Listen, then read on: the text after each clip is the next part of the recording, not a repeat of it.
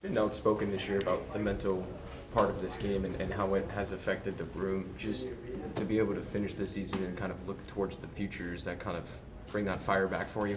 Not that you ever lost it, but you know what I mean? Like, just start with getting forward, getting excited. Yeah, I think it's, there's obviously it being a tough season. We still survived it, right? And you could look at it like you look back and you try and learn things from the season, and you have some time to put the work in and be ready for next training camp. And I think that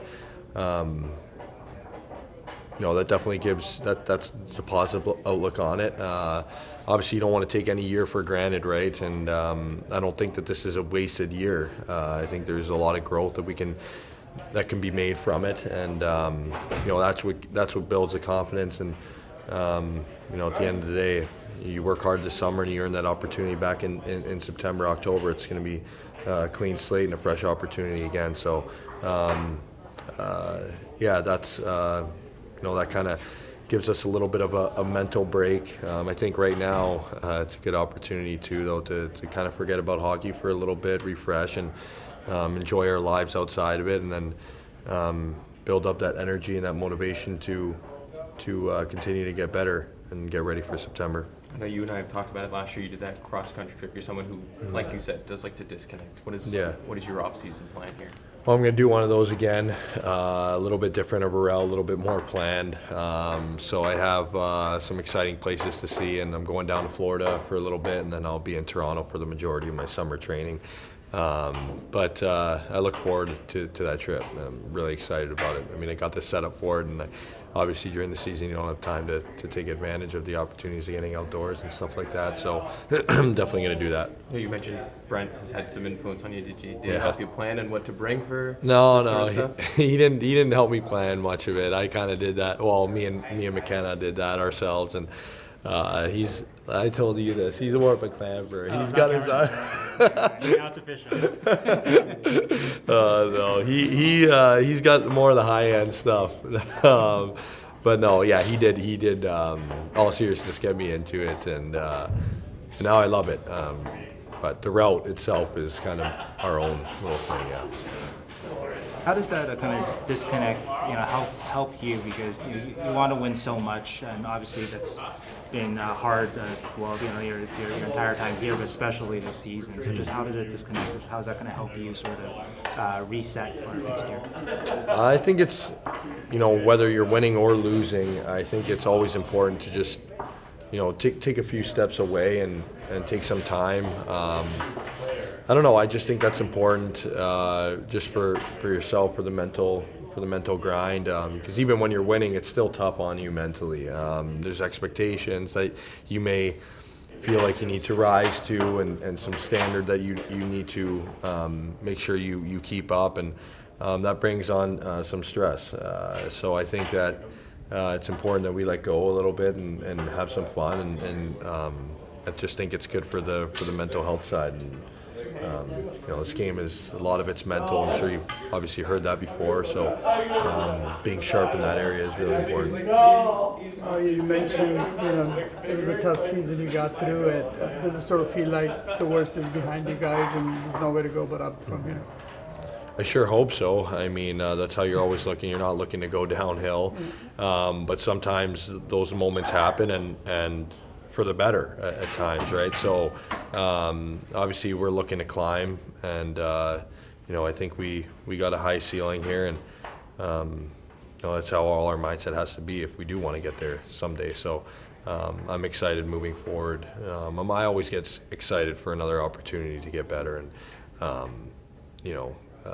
think we should really take advantage of that and seize that opportunity. Not sure if you've had enough time to think about it, but how are you a better NHL defenseman now than you were at the start of the season? I think overcoming that adversity and trying to stay, positive and continuing to work hard in games that not necessarily, you're not in a playoff spot, or you hate to say it, but kind of meaningless games in terms of the standings. We found a way to make sure that we continue to play because they are meaningful, and we're fighting for a spot on the team next year, or whether we're fighting to stay in this league. There's always job opportunities and stuff like that open up for guys, and you want to take advantage and be the first one in line for that. So I think it's just the constant grind through even like the parts of the season that are hard on you mentally, for us to really get through that, and it'll be a lot easier to play hard and to play well when you're winning games, right? It's more fun that way. So if we can do it now, I can't imagine how energetic this locker room will be and how exciting it'll be when we are in that winning column more. All right, I guess it goes without saying, but how much would it mean to this team to get Logan back full-time next year? Yeah, I mean that would be everything. He's obviously our captain, and he's biggest part of this team really, and I feel really bad for him with how the year went for him. I know I talked about this before, I think with you, but he's a competitor. He wants to be out there. I know he's dying to be out there. I feel sorry for him that he wasn't able to compete this year, but I have no doubt that this summer, is going to be a big summer for him and recovering and stuff like that. If we have him next year, I mean, I'm sure this whole room would feel a lot better just seeing your captain in the room getting ready for a game with you. So you could see it when he came back for just those 6 games. We won 3 or 4 of those 6 games, which it didn't happen very often this year. And it's just saying a lot. And obviously he was dealing with battling with those injuries at that time, and to have him healthy would just be huge for us, for sure. I asked him just how does the team get harder to play against, and cutting down on the goals against. And he said, sometimes with some players, the wants to defend wasn't always there, kind of thing. Is that kind of fair to say that there needs to be more of a commitment to play a two-way game here? Yeah, I think he pretty much said it. I think a lot of times what people really see and what you guys will probably see are the stats, and they usually involve goals and assists or stuff like that. And I think we can really get away from what's the most important thing that wins championships is defense, and you play good defense, it fuels your offense. And I think it's important to have a willingness to do that. And I think at times, especially when the season is tough, guys may be looking for ways where they can look better, and that's getting a goal on the score sheet or doing stuff like that. And it's only human nature to sort of just kind of get in that mindset. So we have to do our best to prevent that and realize what's really important to win as a team, and what's going to go a long way. It may not show at the beginning, but is playing hard defensively, and it's going to help your own stats too. Obviously, you don't like to talk about individual statistics, but it's just human nature. I think when seasons get tough like this, and obviously you're competing for jobs, there's guys that don't know if they're going to be here. Guys are trying to find a way to look good themselves, and I think that's that can't happen. That's never going to happen on a winning team. So it's a big thing to be playing hard, solid defense. Overall, though, the culture in the room and the foundation, you feel that's kind of part of, kind of already here, or has started been established already, or how do you kind of feel about it? Yeah, I think we could do a lot better, but I do think that in terms of like our locker room, like we get along like no other. We've had a lot of fresh faces this year, and guys have had no problem feeling comfortable with each other. And I thought we had a lot of dinners together on the road, and we've developed a good relationship with each other, and that's always important. And I know that may seem like that should be easy, but when you got a lot of new guys coming in and out of the locker room, it sometimes is a little challenging. We had a lot of young guys, like on that last road trip, for example. We had a ton of new guys that showed up that weren't here all year. New guys that signed, and that can be hard for those guys coming up. And then, for us, we have a short period of time to sort of make them feel comfortable, make them feel part of something, especially in the way the season's kind of gone, right? So it's a challenge. That's one of the most important things in order to win this, a championship. I obviously I haven't won in this league before, but in previous leagues that I've been in, like, the locker room is always really tight and guys are really close, and that's definitely a really important part that I hope that I can contribute in a way to build. You're a big part of this team, of course, but I mean, like I said, you haven't been to the playoffs yet. Is it some patience starting to run out a little bit as far as when this team's gonna kind of turn it around? Or? No, I mean, you can go years and years. All you need is one opportunity, and you can win. So it only takes one, and that's my job is here. My job is to win here, and it's sort of, when you say it like that, it actually kind of motivates me a little bit more, because I'm thinking what a story that would be, right? It's been a long time. I haven't played playoffs yet. What a story it would be to turn it around. That's what really fuels my fire. It's something that's very, very motivating for me. So no, my patience hasn't ran out. It never will. If it does, then I won't be in this league anymore. It's just the way it works. So I'm always ready to compete, ready to get better, and I'm excited for, again, another summer of building towards that. How do you build that winning culture here? I don't know the answer to that. Like I said, I haven't won. I don't think it's going to take. There's no secret formula. It's not something that I could just come in here next year and build. It's going to be each and every guy. It's going to be a unity from players to staff to equipment staff, everyone. And so I don't know the answer to that, but I'm not going to give up on trying to find it. I'm going to do my part in trying to contribute to the solution. And it just takes an organization to figure that out together. After the trades, obviously Luke and Mikhail got assistant captain roles. How did you see them and you guys as a leadership group as a whole? I thought they were great.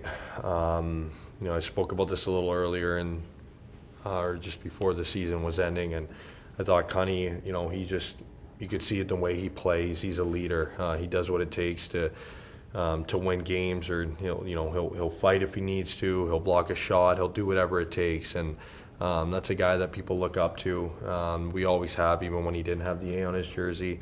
So I'm proud of him. I thought he especially stepped up in the second half, and games got tough. He was always in there, always in the scrum to the last puck drop.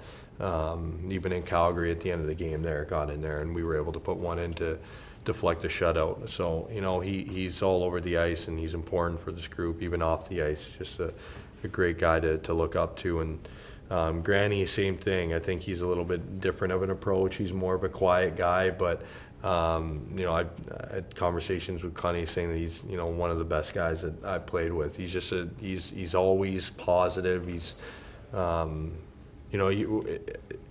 if I could be yelling on the golf course when I'm hitting a bad shot, he's always trying to. It's all right, just. It's okay. It is what it is. Just stay positive, man. Like he's always positive, and you think that in a year like this, as hard as it can be to be that way, that's what he's about, and obviously, his play speaks for itself. You guys see it.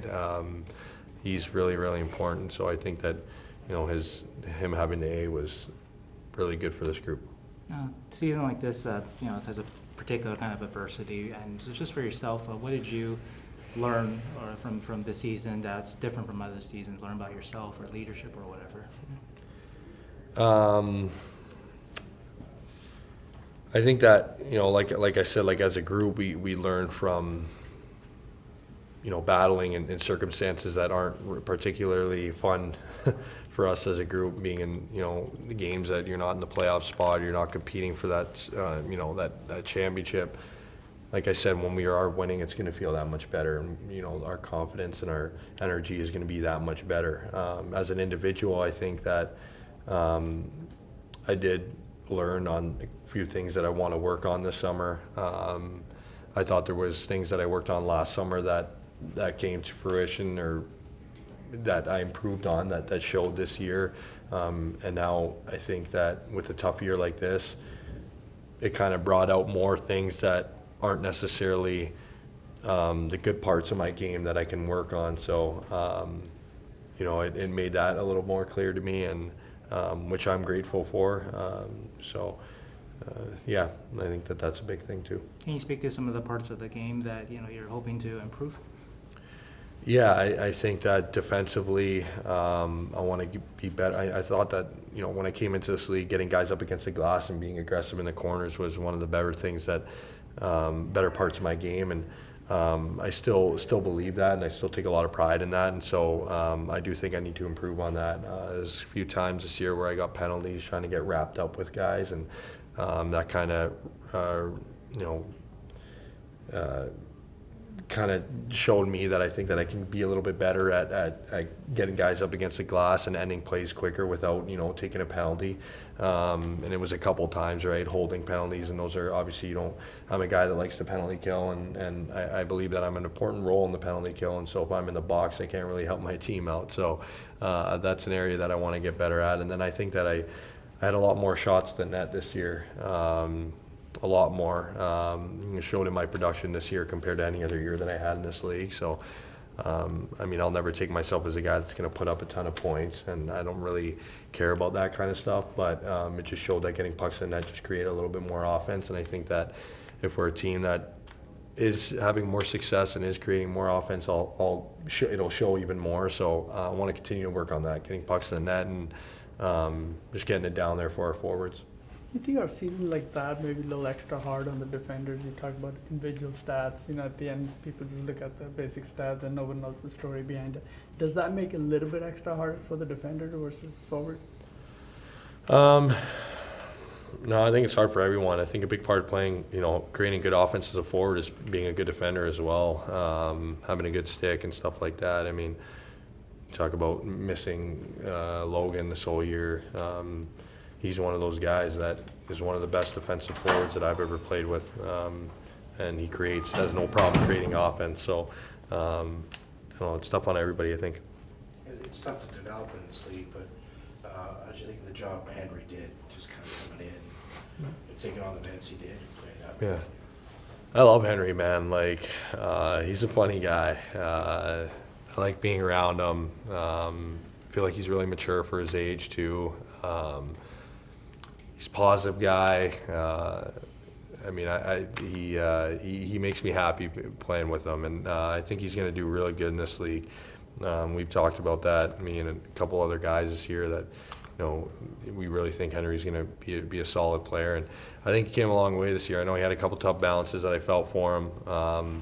Kind of been in his shoes, and it wasn't in his shoes alongside him this year in a lot of those games too. But being a young guy, obviously it's a little different. You may get down on yourself here and there, but I really never felt like he was down on himself. And I think that that's one of the most important parts of being a professional athlete in general is, moving on and getting to the next game and not letting the previous game kind of affect you moving forward. And I think he does a great job at that, and that's one of the most important things. So I have a lot of confidence in his game and growing, and he's a solid dude.